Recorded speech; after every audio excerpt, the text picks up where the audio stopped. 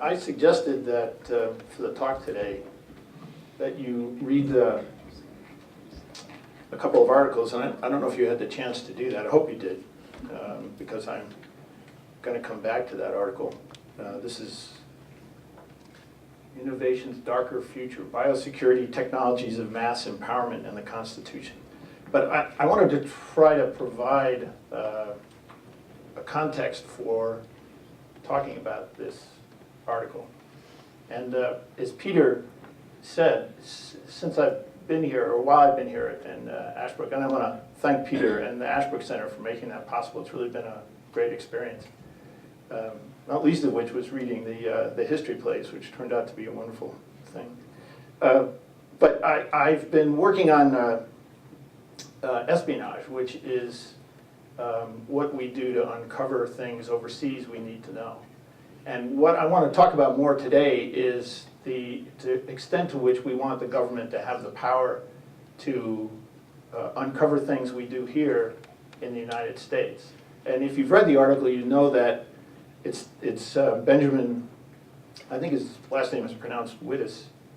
It's his view that the way biotechnology is developing is going to call into question some very fundamental conceptions we have about what the government should do and how we should live as citizens in a government like the one we've enjoyed for more than 200 years now.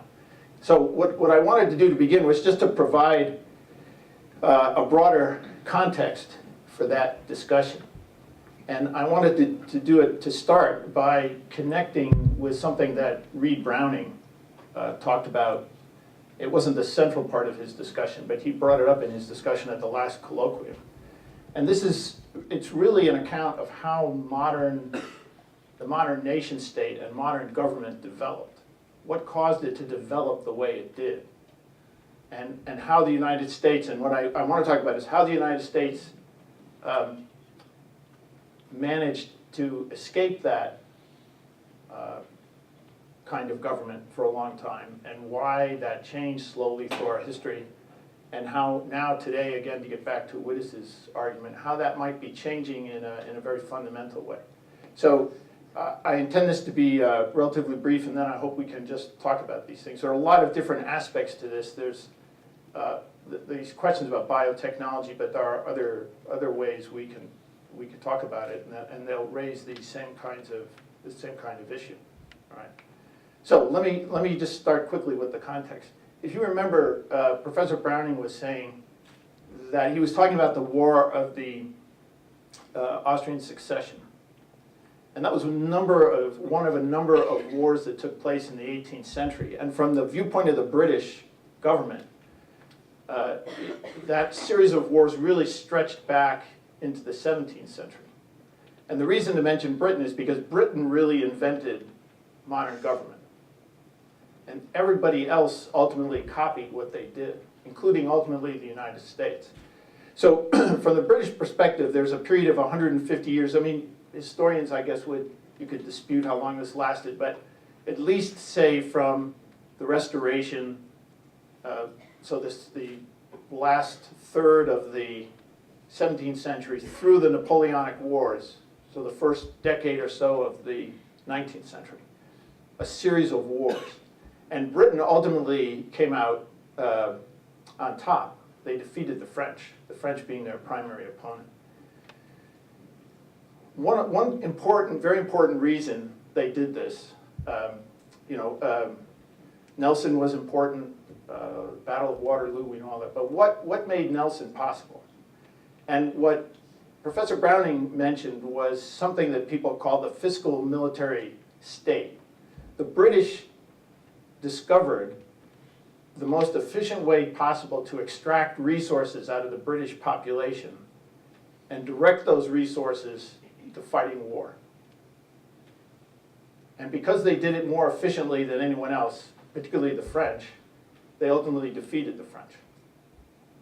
France was, in the 17th century, the richest country in Europe, largest population, and the British ultimately defeated them. It's because they developed an efficient way of extracting resources from their population. And one of the principal ways they did this, they had, as Professor Browning mentioned, they had a land tax. The land tax was administered in a decentralized way, and it wasn't very effectively collected. And what the British did was that they had for a number of years what was called an excise tax, which is a tax on trade inside their domestic trade. They didn't want to tax foreign trade because they're a commercial nation. They didn't want to discourage it or put a burden on it, so they taxed the trade that their population carried out. And the system they developed was very centralized. If you want to tax people selling beer, candles, soap, you have to actually know how much they're selling, right? So they developed an administrative function that tracked that so they could collect taxes on it. But not surprisingly, the British population didn't like paying these taxes, and they would, believe it or not, they would try to hide their soap and candles and the beer and stuff so that the government couldn't get a good estimate of what they were actually trading.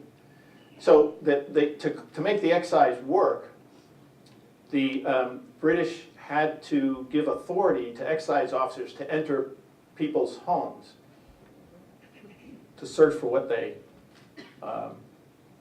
might have in stock. And if you remember, if you've read, for example, Franklin's autobiography, you know that at this time, businesses and homes were often in the same building. So a search of somebody's business was often a search of their home. And because people would dispute with the government naturally over how much they owed and what they had, the excise system had its own courts, its own administrative functions to judge people and ultimately to take their property.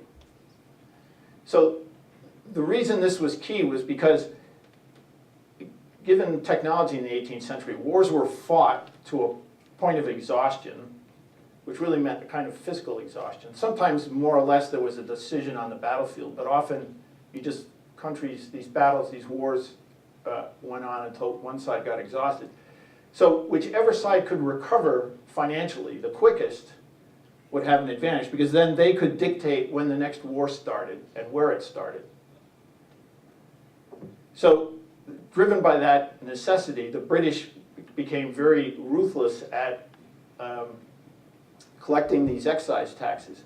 And one thing that this did disturb the British population, and it also disturbed people who were looking at the development of the British government and the relationship between that government and the freedom of British citizens. Blackstone, who was a commentator on the laws of England, and from Jefferson's viewpoint, very suspect.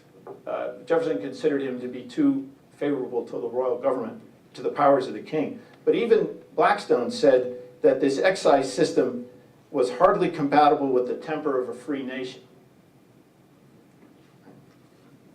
But it's because of this excise system that the British were able to become the world-class power, or in large part, they were able to become the world-class power that they became. And anybody who wanted to compete with them had to ultimately develop a similar system. And the French found this very difficult.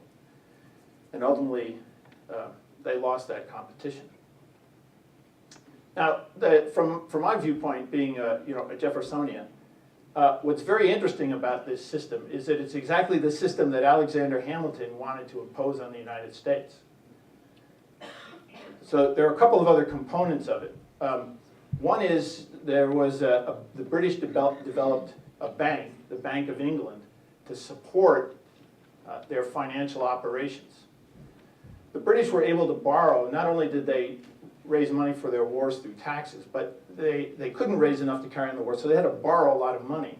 The reason people were willing to lend money to the British government at reasonable rates of interest was because they knew that the British were very good at extracting money from their population. And the British government reinforced this sentiment in people who had money to lend by saying we will designate a portion of our tax revenue to pay off our debt. So anyone who lent money to the British knew that the British government would pay off the debt because by law it designated a certain portion of its tax revenue to do that job. That's what a funded debt is. That was another component that Hamilton wanted to impose on the United States. So a bank, a funded debt, an excise. Remember the Whiskey Rebellion is fought because of this tax on whiskey that the people in western Pennsylvania don't want to pay. This was all the British system of government, and it did make Britain a power. But Hamilton, and that's what Hamilton wanted to, as I say, impose on the United States. And the reason I say impose, and this was the great argument, a way of describing the great argument between Hamilton and Jefferson. The reason I say impose is because from Jefferson's viewpoint, there was absolutely no necessity to have that system of government. Why? Because we had no enemies. Now, that is not quite literally true, but Jefferson, always an optimist, thought that it was close enough to the truth that it could guide our policy. And because, and the key thing for Jefferson was, all of the systems that Hamilton was hoping to copy, the ultimate effect of them would be to limit freedom. And for Jefferson, that was unacceptable because there was no compulsion to do that. We didn't face an enemy like France, as in the way the British did. You know, south of the border, there was ineffective government, Spanish-controlled, and not any threat to the United States. Once the War of 1812 is over, no real threat from Britain. Even earlier than that, I would say there was really no threat from Britain. So from Jefferson's viewpoint, we don't need this large military establishment. And since we don't need that large military establishment, why do we need this system of government that the British have to live under, which has so distorted their politics and made impossible this, not impossible, but has diminished the freedom of British citizens. So Jefferson looked to the west, famously to all this open land, and he said that's really where America should direct its energies. We can raise our revenue by selling off that land. We don't need this tax system. And I think that largely the Jeffersonian view dominated the United States for the next 100 years. So apart from the Civil War, there's very little need for any government of the United States to raise an army, a big army. Very little need for this system that's not only does it take resources, extract resources from the population, but compels the government to get into the business of its citizens in ways that Jefferson thought governments shouldn't, because they'll restrict freedom. There are two things that start to change this. One is industrialization, and the second is the development of technology. So as militaries start to apply modern technology to war, their ability to project their power over great distances increases. And this was apparent to some people once ships began to operate through steam, for example. It became apparent to people that the United States wasn't as isolated and as safe behind these two large oceans as it had been. But there was great resistance in the United States to the idea that we ought to alter the way we had done things, because nobody felt that threat was quite so pressing. It really took the Second World War to change that in a way.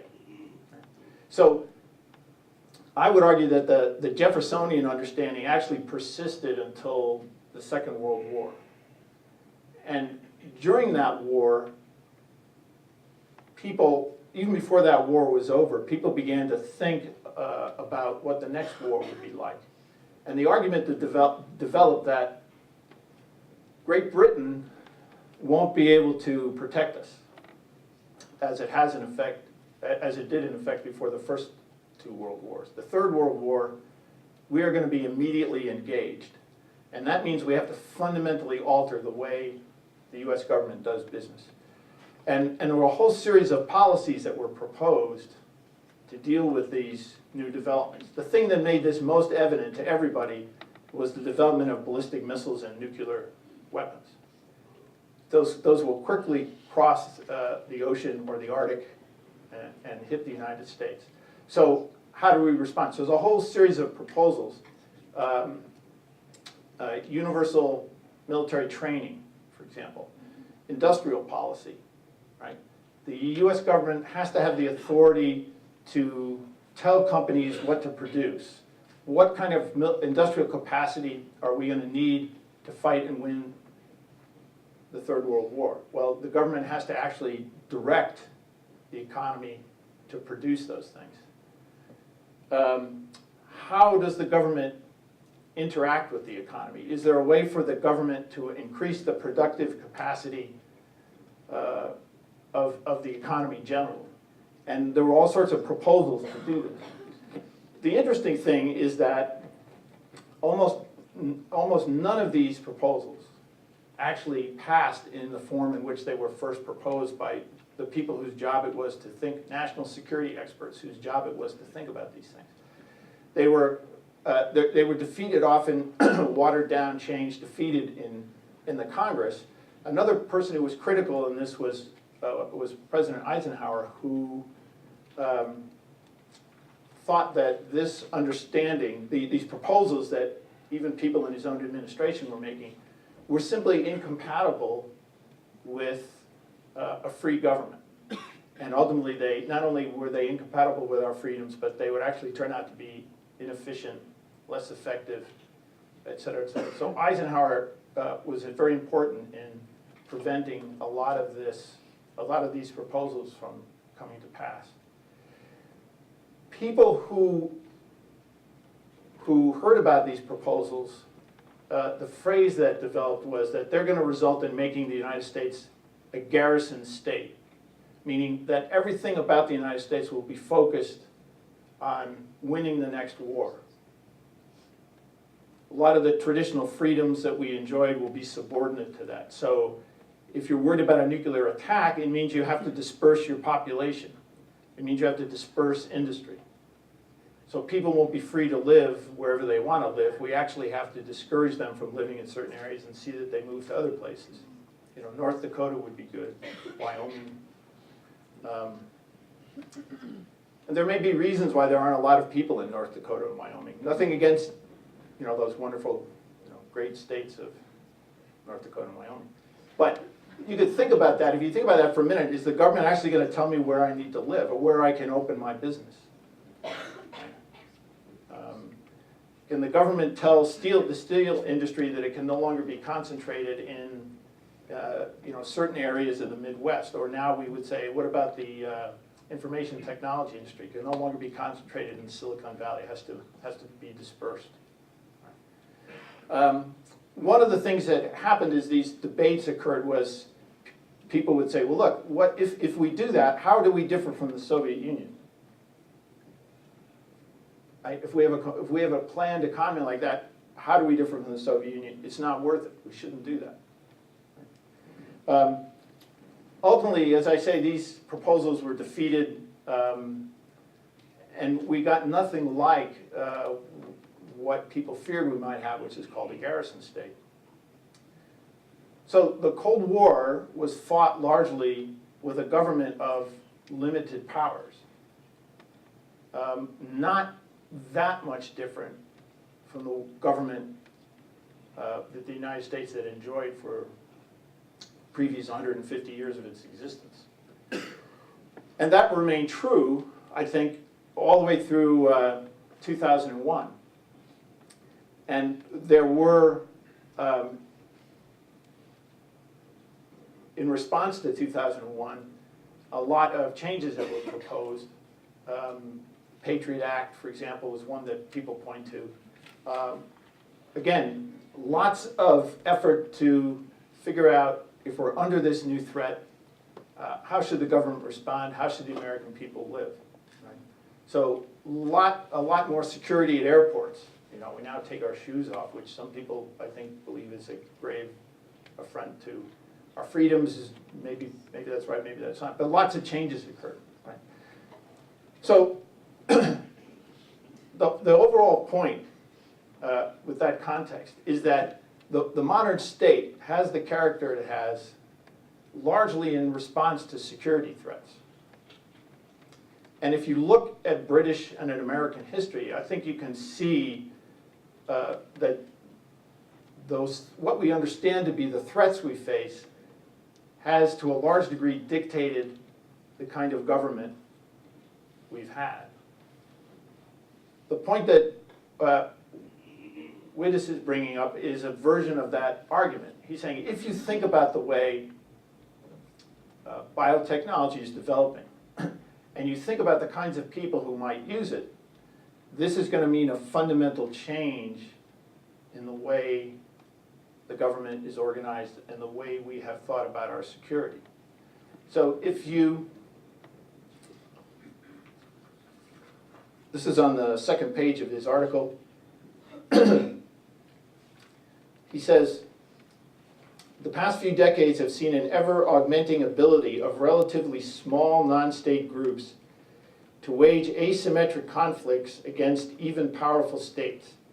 The groups in question have been growing smaller, more diffuse, more loosely knit, and technology is both facilitating that development and dramatically increasing these groups' ultimate lethality. So the point he draws from that is that there are two things going on. There's an erosion of the government's monopoly over the ability to kill large numbers of people. That power to kill large numbers of people is no longer a government monopoly.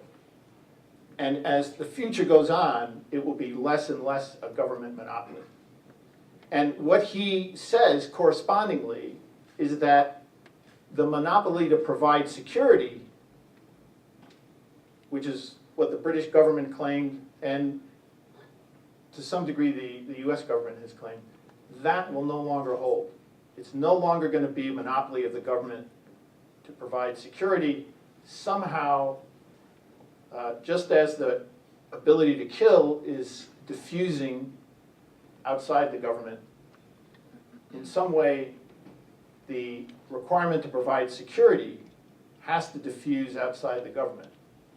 If it doesn't, in order to prevent a catastrophic biological attack, the government will have to assume authority and power that dwarfs anything the excise officers in the British government exercise.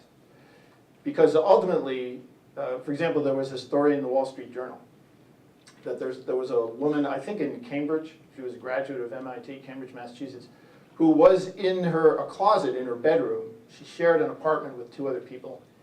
In the bedroom of her closet, she had put together a little DNA mixing lab, and she was messing around with DNA.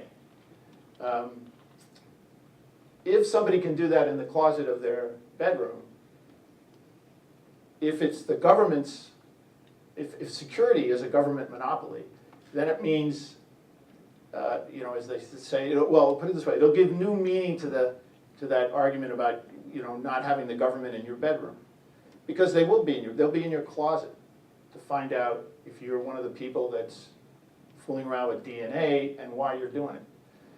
If that's the future you want, that can come from a government. That will come if the government maintains its monopoly.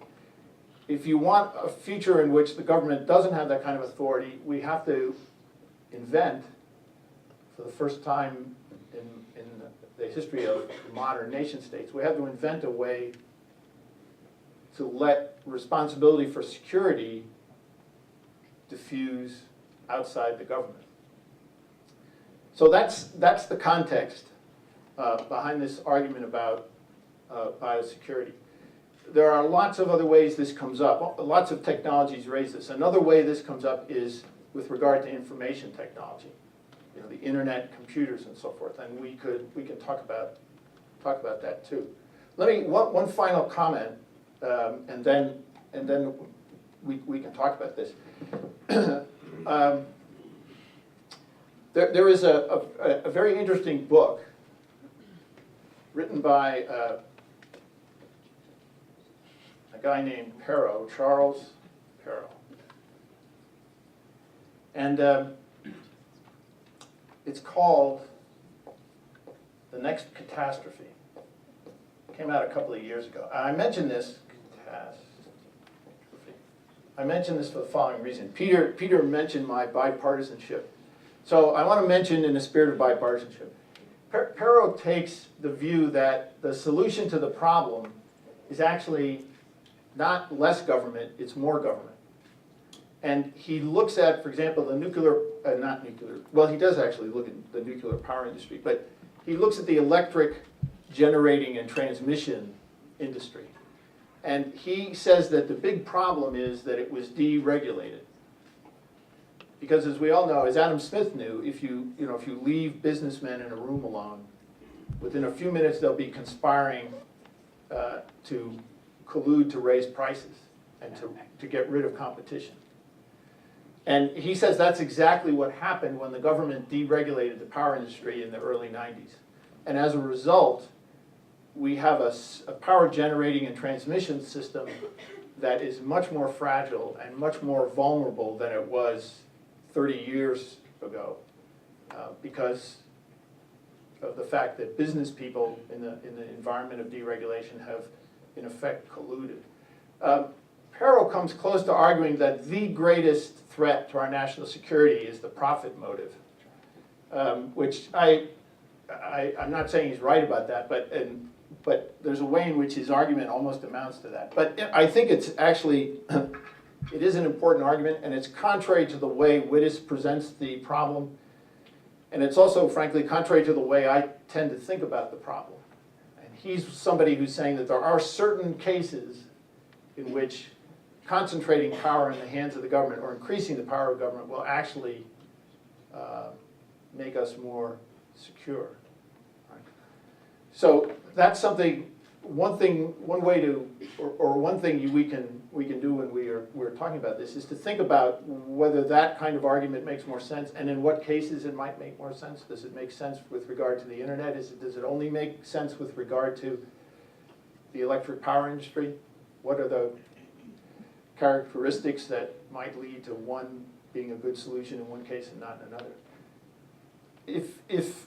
Let me just stop there as offering that again, as I said, as a kind of context for what I hope we can have as a discussion, or if we're lucky, an argument about some of these things. So I will stop there and hope that you have some questions.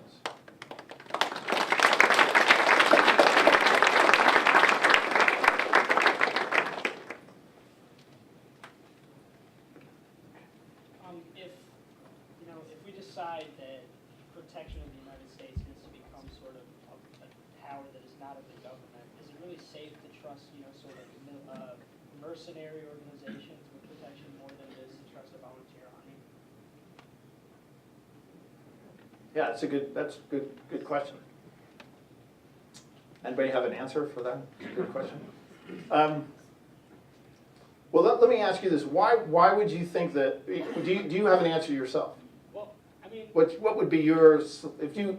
I guess the fear would be if we were to sort of decentralize the protection of the United States, that military protection would just become like another business, and so then you would have sort of people competing for profit and sort of undermining things and not keeping everything out and open to the public. I mean, and granted, the government does do that to a certain extent, but I think people are more willing to not trust the government than they are to not trust, a bunch of mercenary organizations. I mean, I feel like the secrecy would be less palpable if it were, sort of to go out and search for who we want to protect. Yeah, I mean, I guess one thing is it was not unusual. Well, let me put it this way: it was typically the case until only a couple of hundred years ago that states really didn't have a monopoly over. Nation states didn't have a monopoly over the use of armed force, and we now when we think of pirates, you know, I guess we think of Johnny Depp, right? Pirates of the Caribbean. But actually pirates were people who were, you know, they were authorized on behalf of a government to go out and do its fighting for it. Privateers. And there were lots of arguments. I mean, it's interesting. It's interesting to try to figure out why governments decided that system didn't work very well. And I think part of what you're describing is right. There was a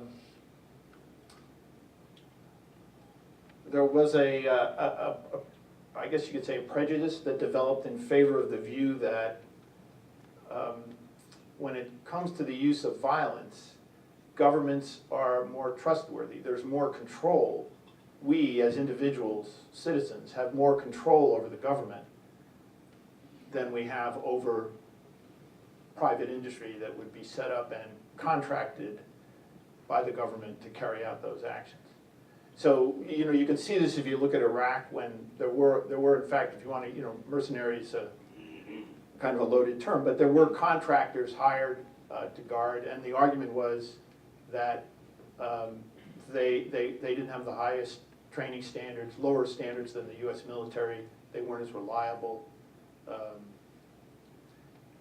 Is that really true, or is that just a prejudice? You know, might there be some kinds of security that you could contract out, and others that you wouldn't want to under different circumstances? I mean, ordinary police forces weren't always run by a city and municipality. Right. I mean, one thing that I learned in writing Illuminating the Dark Arts of War was to look at the growth of police forces in the United States, and this was largely done. I mean, prior to, say, you know, the 1830s or 40s, it was largely a voluntary. Policing was largely a voluntary activity. So, you know, that example, if you read the Wittes article, remember he tells this story at the end about when he was a little kid with his father, and he's coming back from playing ball, and somebody snatches the purse of some woman, and she screams, and 10 people take off after the guy, and they run, or, you know, and they chase him down blocks later and tackle him and hold him till the police come. That was kind of the way policing was done. You know, a posse, you know, you watch old Westerns and the sheriff gets a posse. Well, there's a sheriff, but if he really needs to get something done, he says, okay, all you guys, you know, you're deputies now, let's go get the bad guy, right? The militia spirit in the United States, you know, that every citizen, you know, every male citizen has to be prepared to bear arms. That was a voluntary, it's not mercenary, but that was a way in which responsibility for security was dispersed. Organized through the government, but largely carried out by private citizens who weren't professional policemen or professional soldiers. Something like that is what Wittes is saying we have to go back to, at least with regard to biological stuff. If we don't want a government that literally will be in every nook and cranny of our lives to find the, you know, the one out of a million who's actually going to try to carry out such an attack.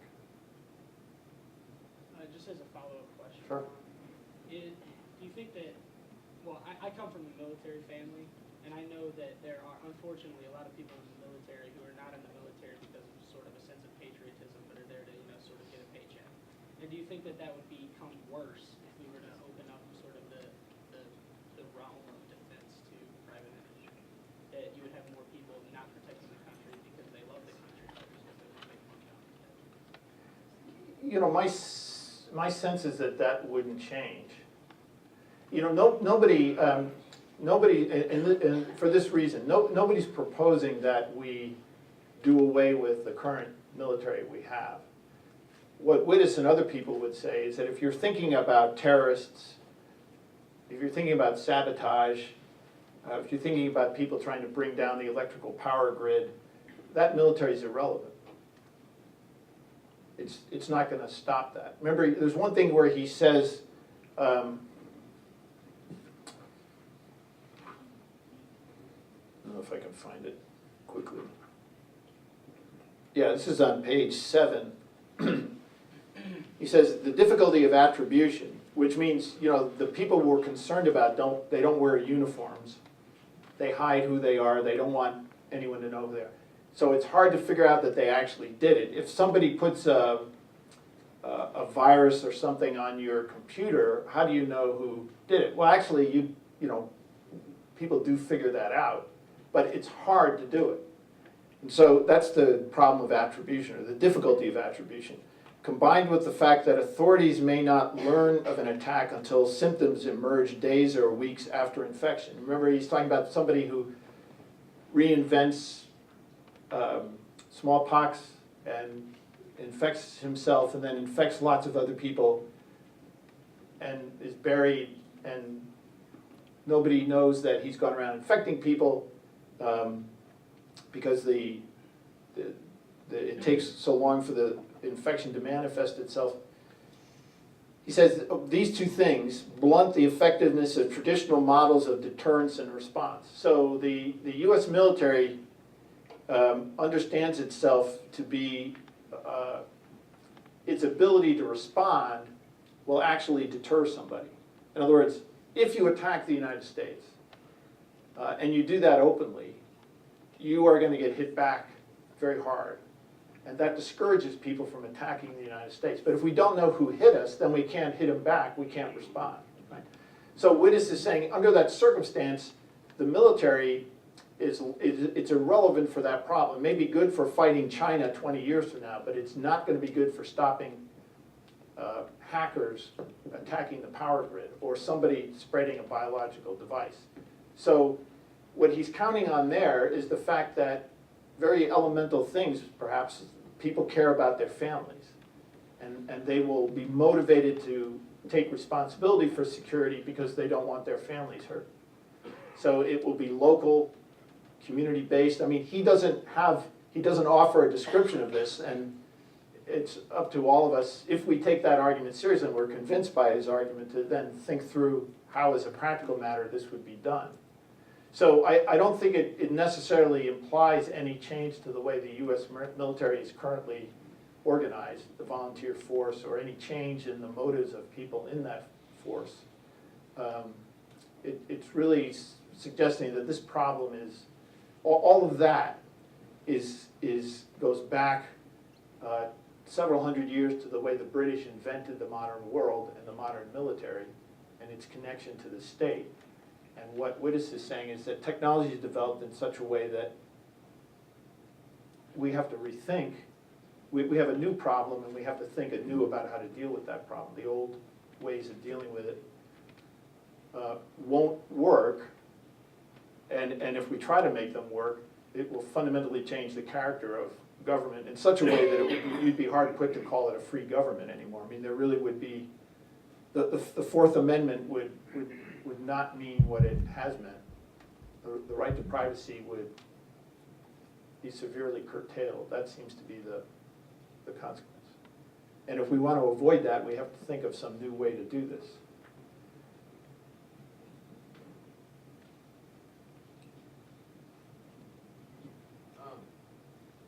You know, we sort of have the luxury of hating government.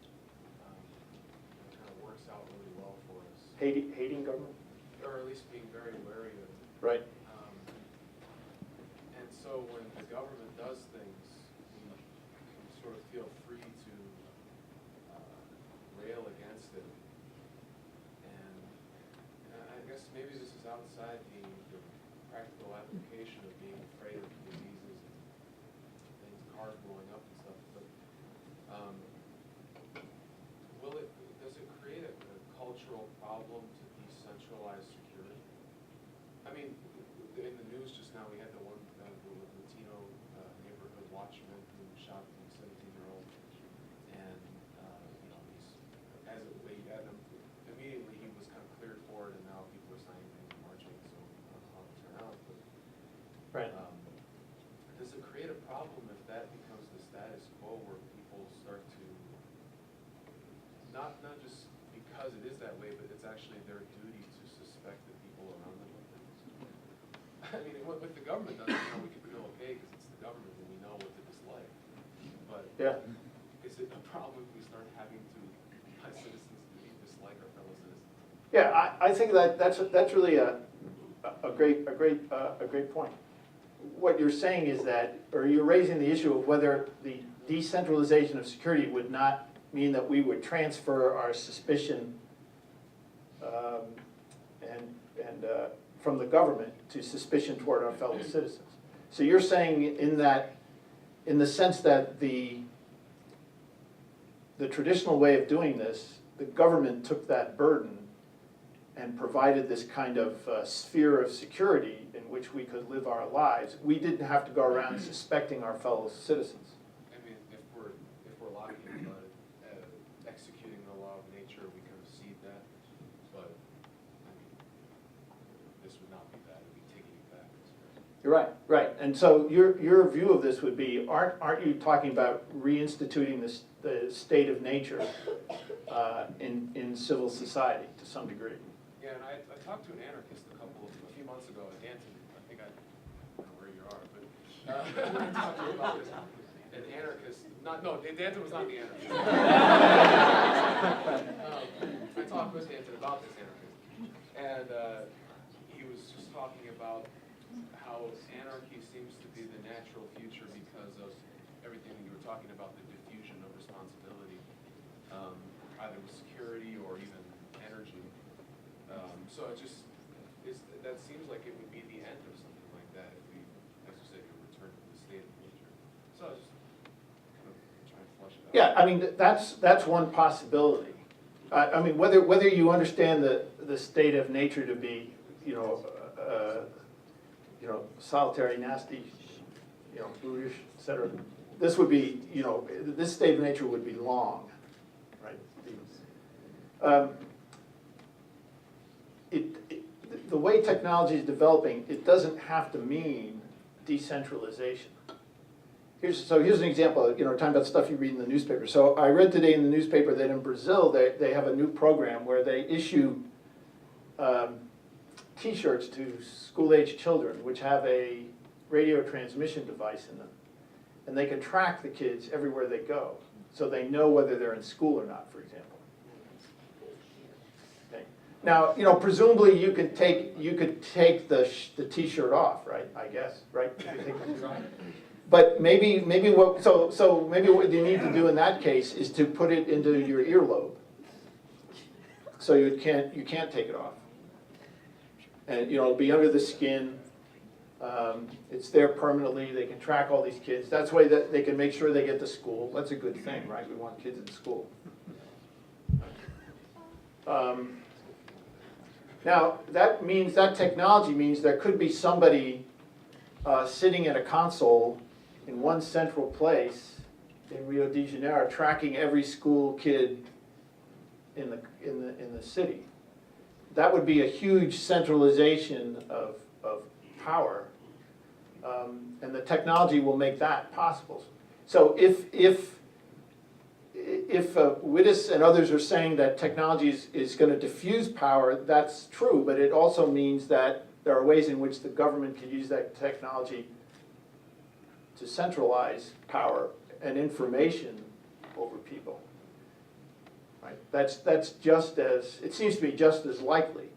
And the issue about whether that happens or not is a political. It's up to us, in a sense, to decide whether that happens. I'm not making some kind of technological determinist argument. I think both kinds of things could happen, or are happening. I wonder if we aren't seeing an example of the kind of thing that this is talking about in the proliferation of firms that now specialize in protecting consumers from identity theft. Right, here's something that the perception is that the government is incapable of keeping this from happening, or in protecting our interests if it does happen. And these firms are increasingly going out and using technology to track down cases of this and break up these rings. Yeah, and maybe, depending on how there's no reason the government couldn't do that. If we want to give the government the authority to do that. if we want to say to the government, in effect, I'm so concerned about identity theft that I want you, the government, to be able to track all of my bank accounts, all my purchases with credit cards, et cetera, in order to make sure, to run those same algorithms, to make sure suddenly my card's not being used in Hong Kong, et cetera. The government could do that. But we don't want the government to do that. So we hire people, we contract with people, and that's a free choice on both sides, and both sides think they're gaining something from it. And that seems better to us, a way of preserving our freedom rather than giving that authority to the government. Right? One thing that occurred after 9/11, this is connected to this issue of freedom more than it is to this biosecurity stuff. But there was a program that that the Defense Department tried to start. It was called initially it was called Total Information Awareness. And the argument behind the program was, if we could track what the 19 people did, how they went about getting on the airplanes the morning of 9/11. We know they used credit cards, cell phones, et cetera, et cetera. They left a huge information trail.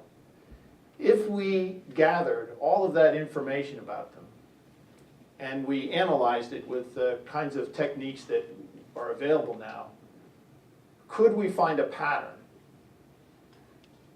Okay, so could we find, it's a question, hypothetical. Could we find a pattern? If we found that pattern, could we gather all the information, every credit card transaction, every cell phone, every airline ticket bought, et cetera, in the United States? Could we gather all that information and analyze it to see if that same pattern was recurring? Now, that it's not within the, at least as I understand it, it wasn't when this idea came up, within the realm of the possible. This was going to be carried out by the Defense Advanced Research Projects Agency. The people who originally, it wasn't Al Gore, they are actually the people who originally invented the internet.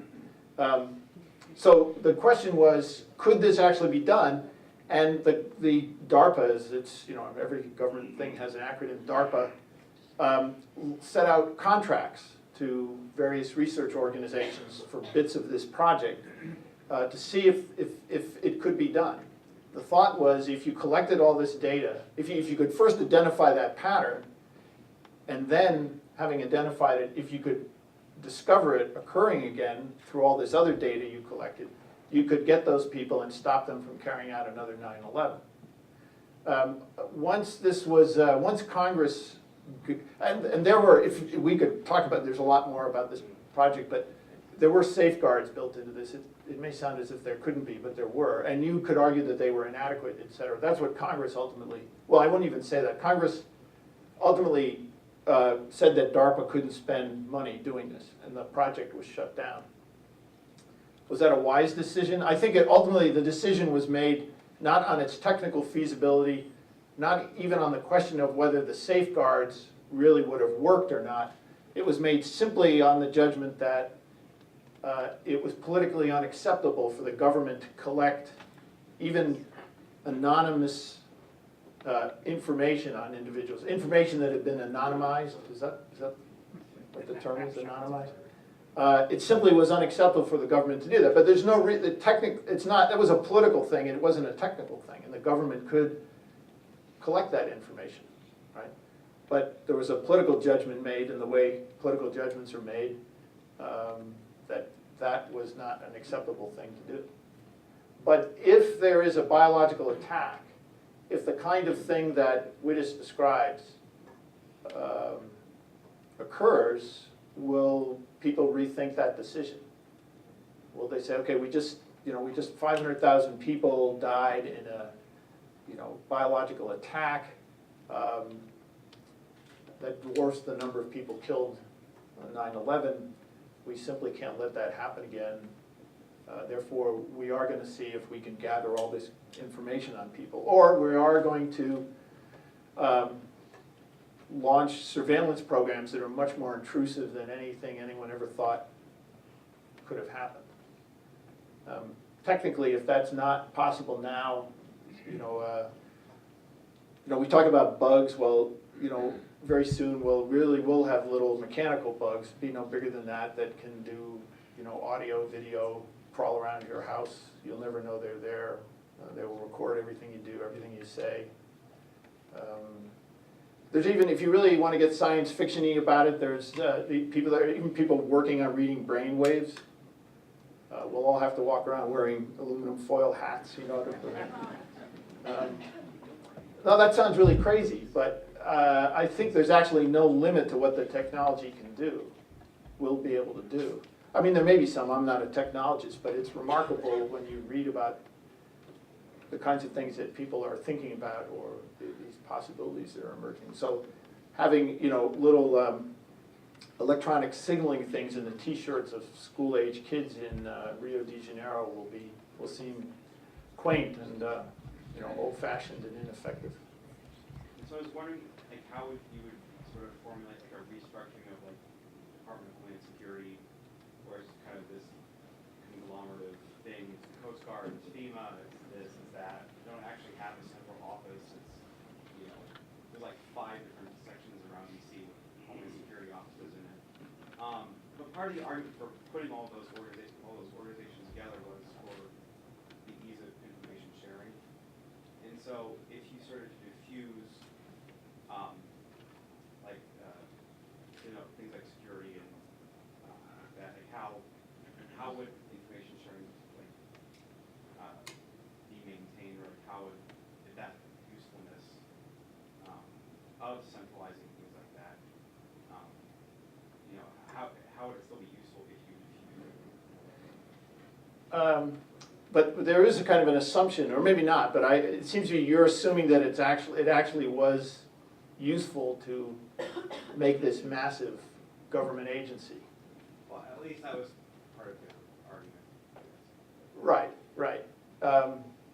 Yeah, I personally, I think that it's kind of an example of what's wrong with the panic response.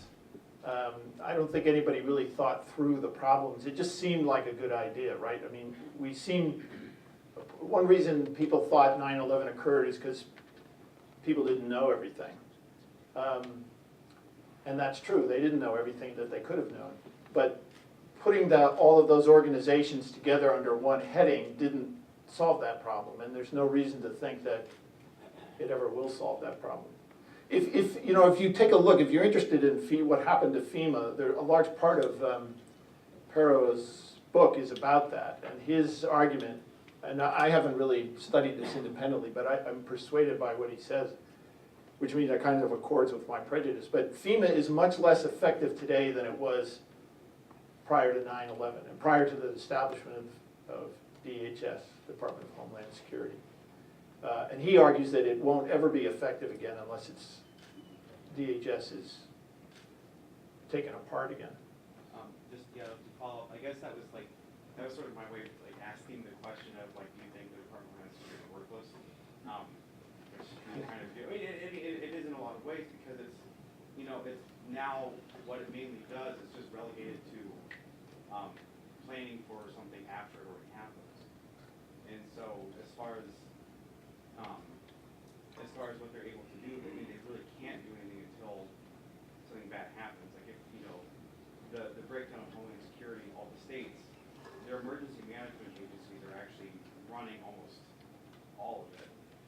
And I mean, is there a central way that you can think of to restructure something that you could call the Department of Homeland Security to where it's actually effective in providing security rather than cleaning up after something terrible has happened? I think the answer is no. I think, I mean,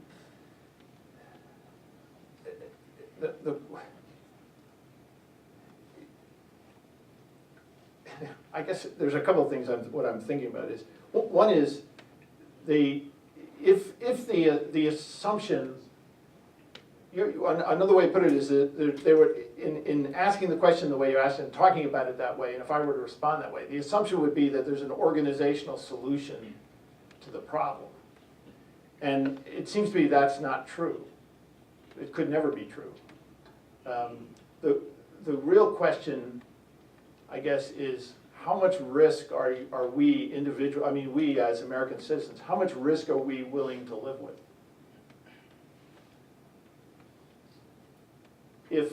If somebody says that there's a, 1 chance in 1,000 that there will be a nuclear device set off in the United States, would you be willing to live with that risk? If the alternative was, say, a significant reduction in your First and Fourth Amendment rights. So an example is, Wittes brings up this, which is a case which has continued after the publication of his article, but 2 groups of scientists figured out how to mess around with the bird flu virus, and they were going to publish their results, and the government said, don't do that, because we really don't want the bad guys, as Wittes says, to know how to turn this virus into something that's readily transmissible between human beings. So we're gonna have pre-publication censorship. We're gonna stop publishing that stuff. Is that acceptable if it reduces the risk of a biological attack in the United States? I mean, there's no answer to that question. Each of us individually will have some sense of what risk you're willing to run to avoid such an attack.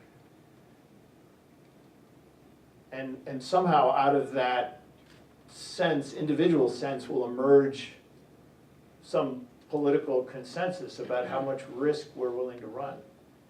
I think after 9/11, most Americans felt we really do want to reduce the risk of a similar attack. But nobody really understood, I think, exactly what that risk was, and it's very hard to calculate it. But it could be that 9/11 is one of those cases where Perrow calls them normal accidents. It's from a previous book he wrote. But what he means by that is that it is possible, even with a lot of safeguards built in, that something bad will happen. Because there is always some chance that each of those safeguards will fail in such a way that the bad consequence that they're designed to prevent actually occurs. And there's not much anybody can do about that.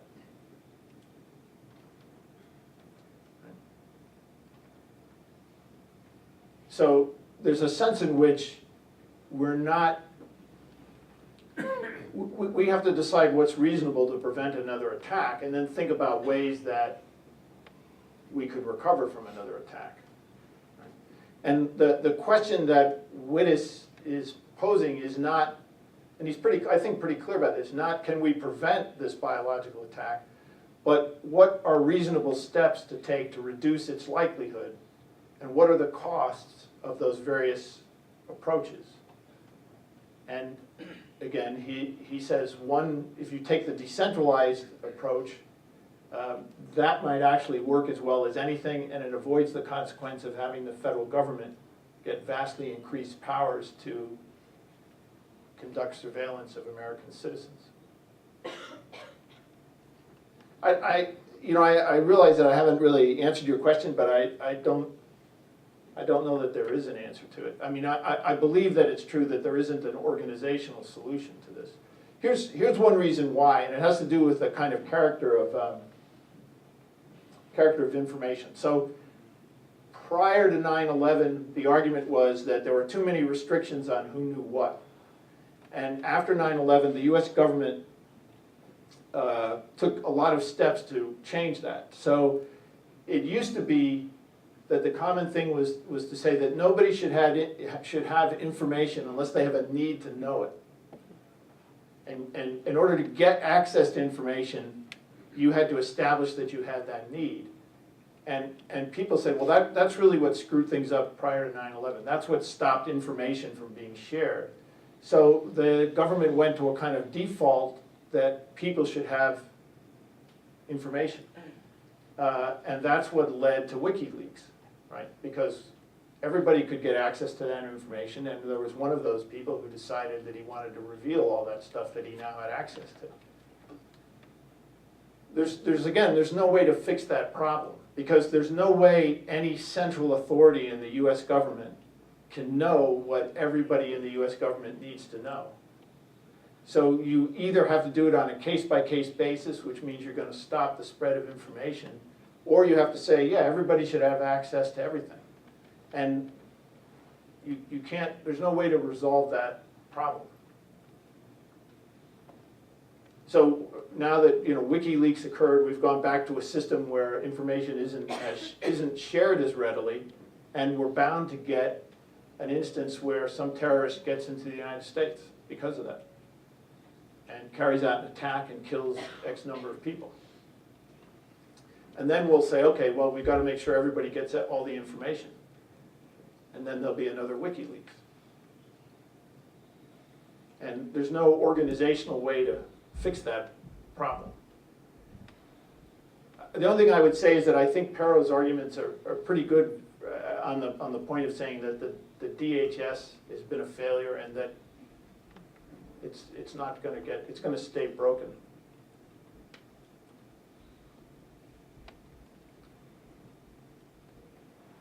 Any other Last question, maybe? questions?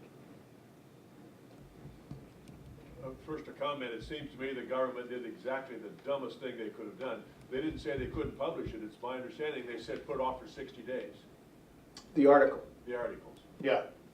I don't know what good that does except get everybody mad. But the second question, a little different than this, but since you are the smartest man that he knows, I'd like to know about the changing nature of war.